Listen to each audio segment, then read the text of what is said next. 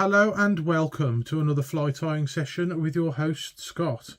Today I'm going to be tying a buzzer pattern that I've sort of named myself. I haven't seen one like this on the market, and I'm going to name it the Hi-Viz Jacket. And the main reason for that is because it looks like this when it's done. This one's got a bead on it. We're not going to be using a bead on this particular one. And that's what it looks like when it's done, minus the bead.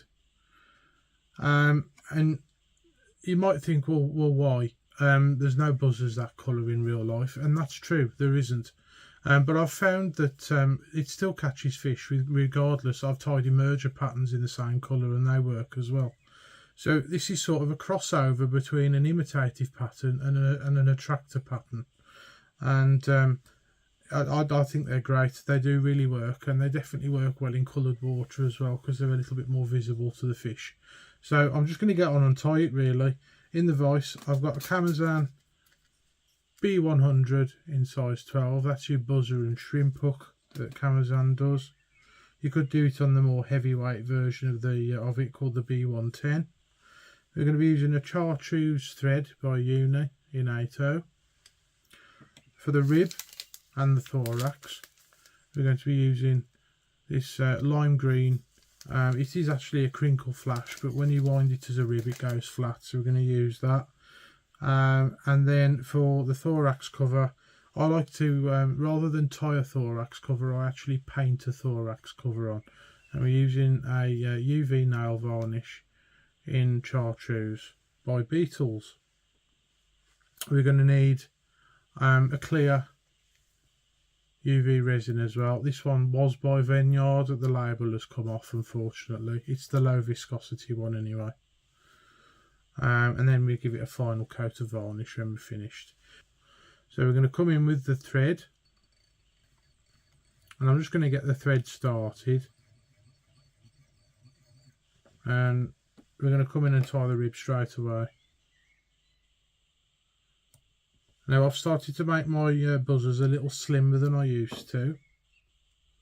Unfortunately I had my buzzers stolen not long ago from a fishery. There is a post about it and I was absolutely devastated, so that's why I'm tying a buzzer pattern on the channel. They don't get many views, buzzer patterns, but you know, while I'm here I might as well film it. So tie the rib in, and the new formula for tying buzzers for me now is in a size 10 or 12 I'll do a full pass and then a 2/3 pass, and that's it. I'll keep them a bit slimmer. So the first pass goes all the way around the bend of the hook,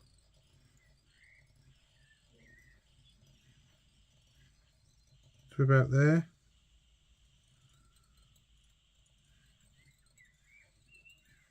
And then I bring the thread all the way back up. Now it's important to use close turns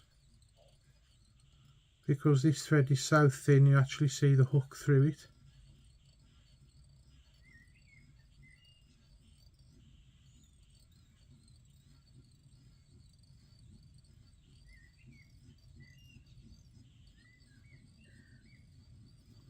If you've got one of those threads that you can make flat by twisting it in a certain direction, then I'd use that. I think the UTC threads are like that, and they would be better for this.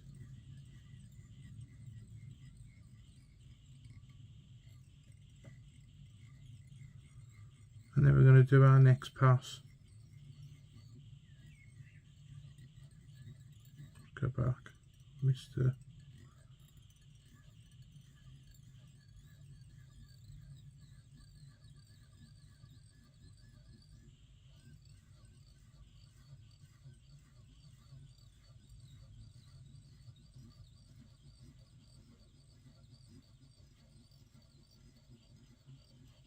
Now I've definitely got a preference for a slimmer buzzer nowadays.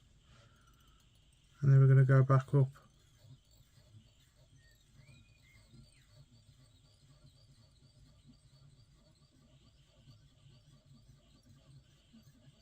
Plus the fact the less passes of thread I have to do, the quicker the fly will get tied. But that's not the reason. I do actually prefer a slimmer buzzer now. So I'm going to stop so that the thread dangles. So if you drew a line between the end of the eye and the point, the thread would dissect that line halfway. That's where I like my thoraxes to be. So we're going to rib the fly with nice even turns.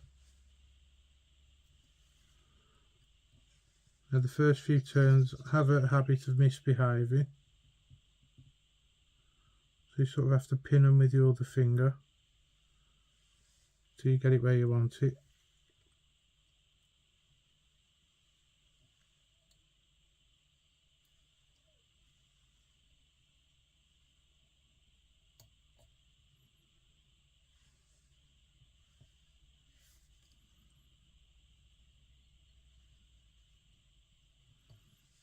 And then once you get to about there, you can just start winding as normal.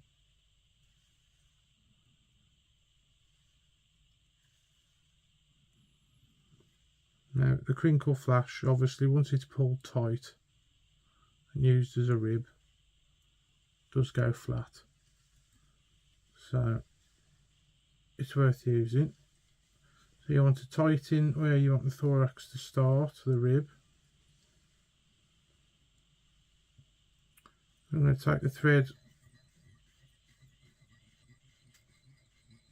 up to the eye and back again.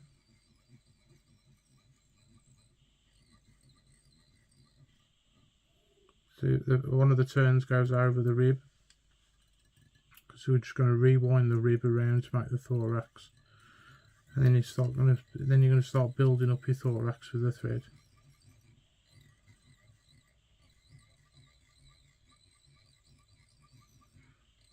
Now because you're winding the tinsel around, it needs to be fairly flat. That would probably do it for this particular one.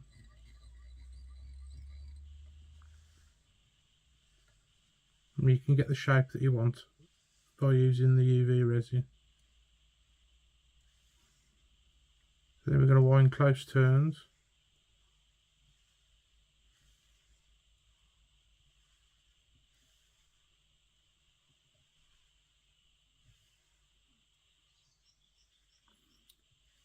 Another good time to use this fly is, especially if you know the stocking regime of the fishery. If your fishery has been stocked and they've just started to go off the lures, because normally when a fishery is stocked they go for the lures first, and as they start to go off the lures, there's a transition period between them you're not chasing lures and feeding on natural flies. This is the fly to use in that transition period, because it's halfway between a lure and a natural imitation. A good variation of this fly is in hot orange as well. I've got one of those.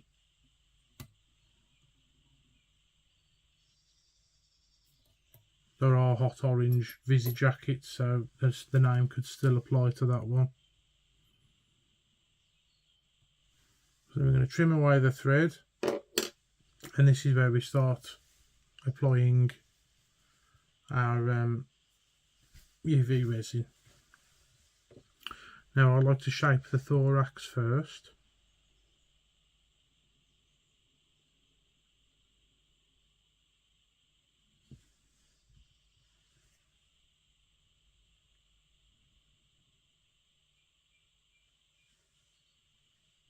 When I'm using tinsel for a thorax, I actually rely quite heavily on the UV resin to get the shape of my thorax.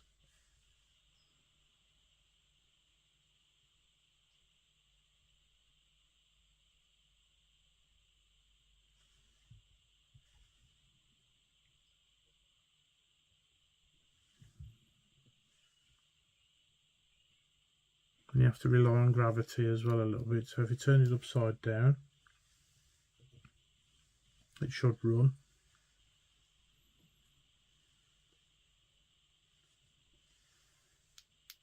There we go, and then hit it with your lamp.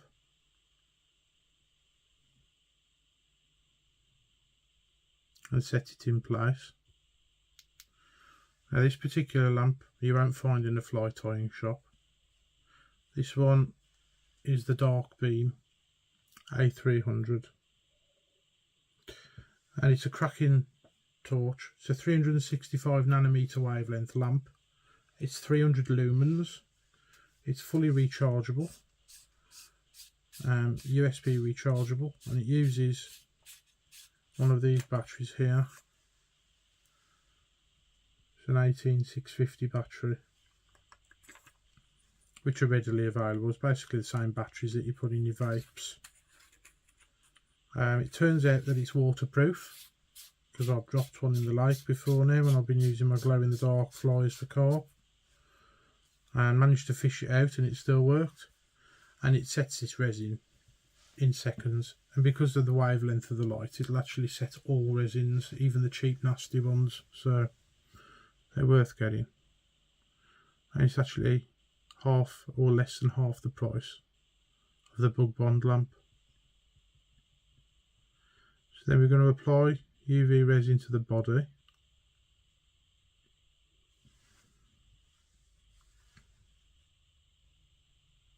And I like to put a little bit beyond the fly onto the shank of the hook.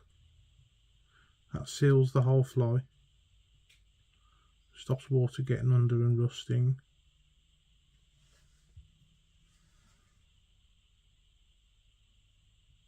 And basically what I'm trying to achieve here is a nice, even but thin layer over the whole thing.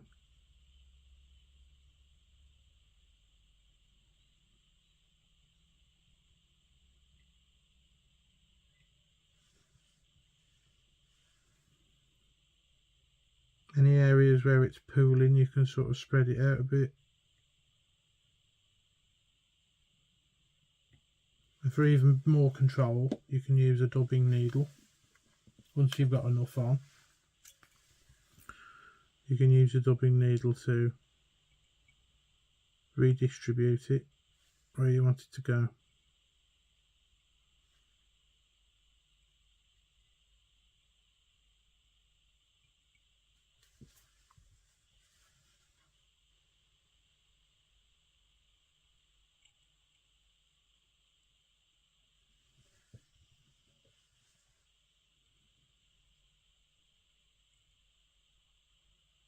I like the low viscosity resins because they're just easy to work with. And if you've got any excess, or if you want to take some off, just use a tissue like that. You can scrape it off with a needle and then wipe it on your tissue. Seems a bit wasteful, but at the end of the day you want to get a fly that you're happy with. Now what I like to do once you've got enough resin on is just flip it upside down just for a second and let it run to where you want it to run.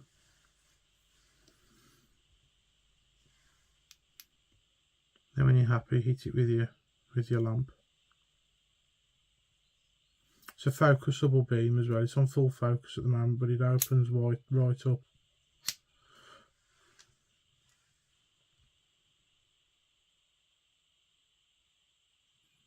So whenever you're buying these lamps, always try and get one that's 365 nanometers. It's a higher frequency than the 385 and therefore more energetic. I have got a physics A level, so you'll just have to trust me on that one.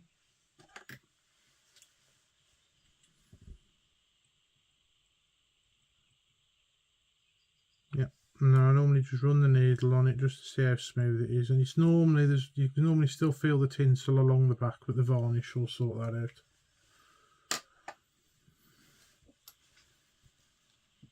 And then for the thorax, you could leave it at that. You don't need to put a thorax on. We're just going to put a dab of this on.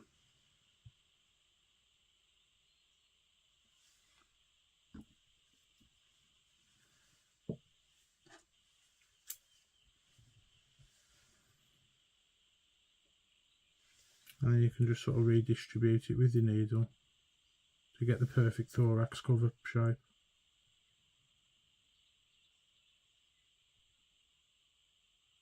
You can't really use a brush to do it. I like to use a needle, a very fine needle.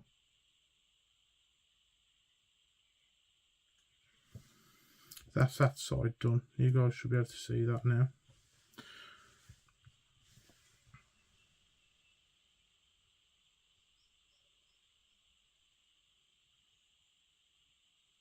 And this is pretty much how I tie all my buzzers. Obviously they're different colours and sizes.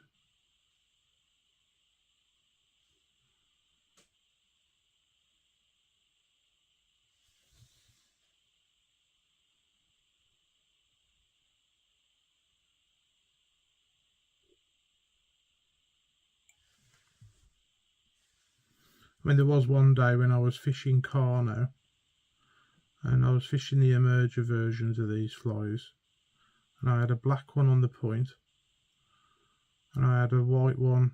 Well, it had a white wing anyway, white foam wing with a chartreuse body just like this one on the dropper, and they didn't want the natural looking black one, they wanted this one. So that just goes to show.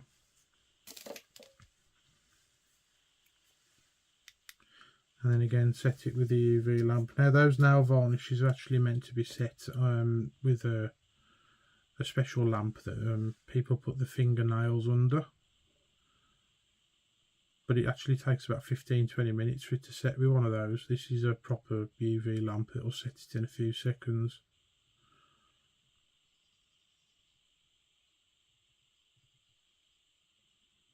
I like to come from underneath it as well, because when you've put a fairly thick layer of this nail varnish on, sometimes it doesn't set all the way through. I like to give it a little bit longer as well. And that should do it. And now what I would do normally is I would apply a thin layer of varnish. However, I don't want to get any varnish on my vise, and I've kept you guys long enough. It's simple enough really, you just apply a single coat of varnish and it's done. So that is the Hi-Viz Jacket Buzzer.